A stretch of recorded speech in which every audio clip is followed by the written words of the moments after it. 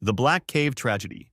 In April 1995, Thomas Edward Benning, an adventure enthusiast, decided to explore Black Cave in Arizona. Thomas had explored the cave multiple times before and felt confident despite going alone this time. He carried only an electric miner's lamp, no helmet, and relied on his sense of direction. As he entered, the first chamber was wide and familiar, giving him a false sense of security. Instead of staying on the usual path, he took a side passage, drawn to the obscure, darker route. The narrow passage twisted deeper into the cave, with uneven rocks and low ceilings. Thomas crawled and climbed for over an hour, losing track of distance and direction. Eventually, he realized he was lost, unable to recognize any landmarks. He tried retracing his steps, but the cave's maze-like tunnels disoriented him further. His miner's lamp began to flicker, signaling his dire situation. Panic crept in as he fumbled to adjust the lamp, but moments later, it went out completely. Plunged into total darkness, Thomas couldn't tell if his eyes were open or closed. Desperately, he reached for a matchbook in his pocket and struck a match. The tiny flame cast faint light, revealing jagged walls around him. Hope flickered with the flame, but it was short-lived as the match burned out quickly. He continued striking matches one by one, using brief flashes of light to search for an exit. As the last match burned out, he was swallowed again by the oppressive darkness. Despite the fear, Thomas crawled forward, feeling along the walls with his hands. To avoid going in circles, he left small markers, his shoe insole, strips of clothing, and trash bag remnants. His movements slowed as exhaustion set in from dehydration, hunger, and sheer fatigue. Eventually, Thomas stumbled upon a narrow fissure, a crack in the rock that seemed like a possible escape route. Driven by fragile hope, he slowly lowered himself into the fissure, trying to find a foothold. As his hips passed through the narrowest part, he realized too late that he was stuck. He attempted to shift his weight,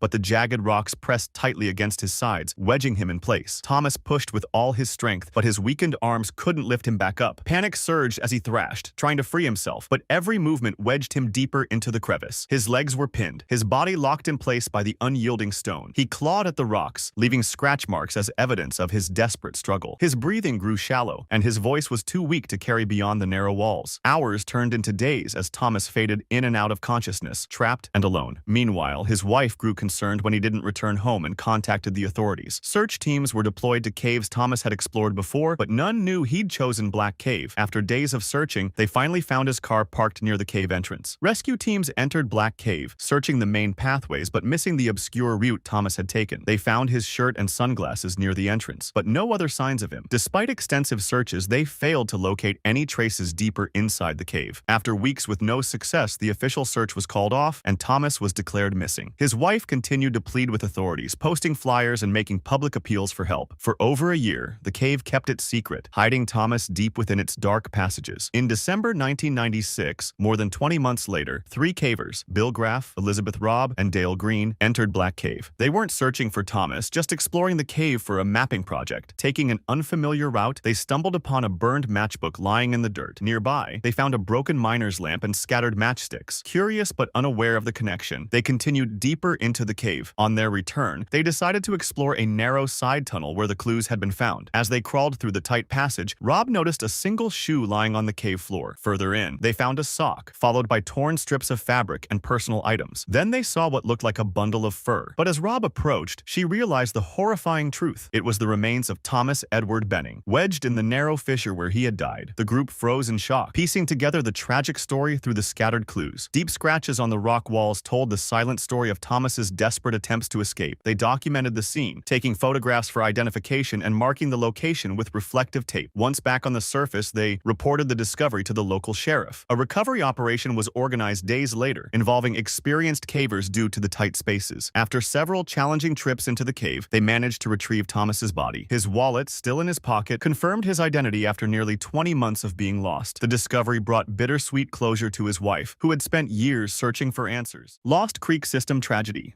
On August 9, 1980, Bruce Unger, Scott Trosson, Louise Hose, and Tom Strong prepared for an adventurous expedition into the Lost Creek Cave System in Colorado. Their goal was ambitious, a full through trip from the lower entrance to the upper exit, something no one had completed before. Bruce Unger, the most experienced caver in the group, had a history of navigating caves with high water flow. The team meticulously prepared, donning wetsuits to protect against the frigid cave waters. Unger and Trosson strapped seat harnesses over their wetsuits, emphasizing safety. They packed water waterproof gear, carbide lamps, and backup electric lights to ensure visibility in the cave's darkness. By 11:30 a.m., the group reached the cave entrance, eager to begin their exploration. Unger led the descent into the cave, with the sound of rushing water growing louder as they advanced. The team navigated narrow passages and tight boulder formations, testing their skills and patience. Approximately 150 feet into the cave, they encountered a major obstacle, a powerful water chute. The chute funneled water down a 2-foot-wide, 15-foot-long slope at a 30-degree angle, leading to a larger chamber. Unger bravely volunteered to climb the chute first, using friction holds to counter the strong current. As he neared the top, he warned the others of the slick conditions and advised caution. Suddenly, Unger lost his grip and was swept violently down the chute. His body hit the water forcefully, but he managed to wedge himself with his head and chest above water. However, his left foot became lodged in a crack, his bulky boot jammed tightly between the rocks. Unger shouted for help, panic evident in his voice. Louise Hose quickly scrambled up the chute to assist him while Trosson and Strong prepared below. Hose tried pulling Unger's leg, but his foot was firmly stuck. Unger struggled against the forceful current, exhaustion and panic setting in. Trosson and Strong climbed up to help, but the relentless water made it nearly impossible to maintain their positions. Hose lost her grip and was swept back down the chute, colliding with Trosson and Strong. Despite the chaos, Strong managed to keep his head above water while Trosson scrambled to grab Unger again. Trosson managed to grab Unger's helmet, pulling with all his strength, but the helmet slipped off in his hands. Desperately, he tried again but lost his footing, swept back down the chute once more. Realizing the severity of the situation, Hose and Strong removed their cave packs to lighten their load for another attempt. They climbed back up, fueled by desperation, but the powerful current pushed them back each time. Unger had been submerged for several minutes, and hopes of his survival dwindled rapidly. Exhausted and emotionally shattered, Hose and Strong clung to the rocks, staring at the chute where Unger had disappeared. At 2:45 p.m., the team made the heartbreaking decision to exit the cave, leaving Unger behind. Grief-stricken, they exited the cave in silence, the loss heavy in their hearts. 2 weeks later, with reduced water flow, a recovery team entered the cave to retrieve Unger's body. They found his body wedged beneath a boulder deep within the chute. It took considerable effort to free his body from the rocks. An autopsy revealed extensive head injuries, including skull and neck fractures, likely from the violent impact against cave walls. While drowning was considered, blunt force trauma was determined as the primary cause of death. Investigators noted that Unger's bulky boots with poor traction might have contributed to his initial slip. Analysis suggested that using a rope to secure his head above water could have increased his chances of survival. Unfortunately, the panic and chaos of the moment prevented such strategies from being employed. Alcove's pit tragedy.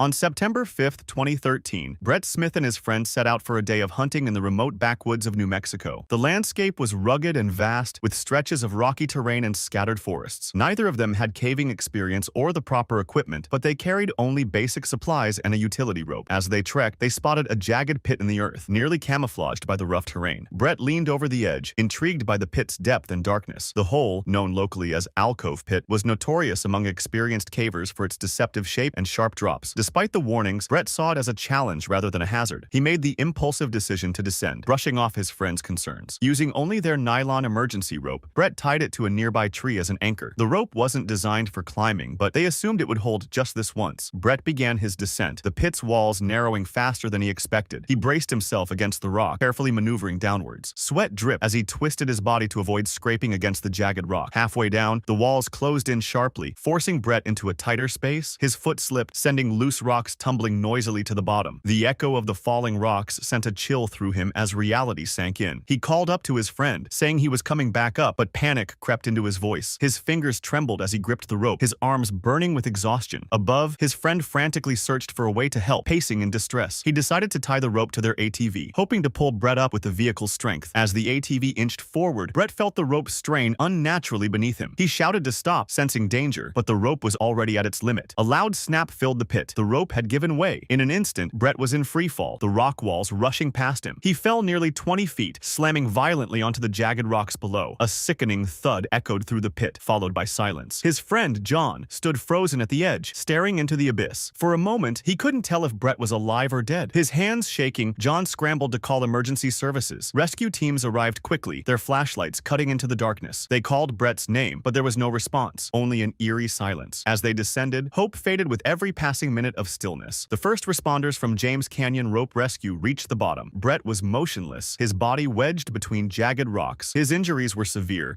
a clear testament to the force of the fall. Despite efforts to revive him, it was clear Brett had not survived. John stood above, staring at the now slack rope, the realization of his friend's fate sinking in. Rescuers carefully prepared to lift Brett's body from the crevice. Using ropes and pulleys, they worked cautiously to avoid further complications. After hours of careful maneuvering, Brett's body was hoisted to the surface. The rescuers stood in silence, acknowledging the tragic outcome of the ordeal. By the time they emerged, the night was cold and heavy with grief.